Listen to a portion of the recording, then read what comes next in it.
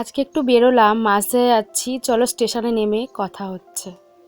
স্টেশনে নামলাম আমরা, এখন নেমে দাঁড়িয়ে আছি। আমার হাজব্যান্ড ওই যে দাঁড়িয়ে আছে, মেয়ে দাঁড়িয়ে আছে, সবাই মিলে এখন একটু জুতোর দোকানে যাচ্ছি। জুতোর দোকানে ঢুকেছি, এখন মেয়ের জন্য একটা জুতো নেব।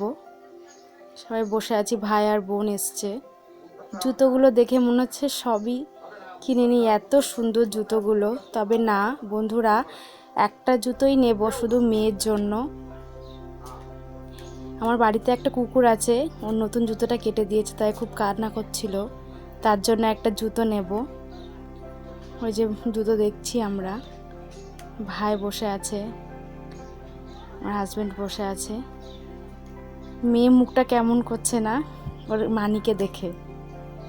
এই জুতো নিচ্ছি, দেখা হচ্ছে জুতো। একটা কিটো নেব, সব সময় যাতে পরতে পারে, পরতে যায়, একটু বাজারে আসা হয়, তার জন্য নেওয়া হচ্ছে। তো ফাইনালি একটা জুতো নেওয়া হলো। এবার একটা আইসক্রিম খাওয়া হবে, ভাইরা সবাই বললো, বোন বললো আইসক্রিম খাবো, তো আইসক্রিমের দোকানে ঢোকা হলো। আইসক্রিম নিচ্ছি, সবাই মিলে আইসক্রিম খাবো। আর কিছু খেতে ছিল না, শুধু গরমের মধ্যে শুধু আইসক্রিমই খাবে বললো, তো আইসক্রিম নেওয়া হলো। এবার যাওয়ার পালা, ওরা দাঁড়িয়ে আছে সবাই, ওরা বাড়ি চলে যাবে আর আমি ট্রেন ধরবো।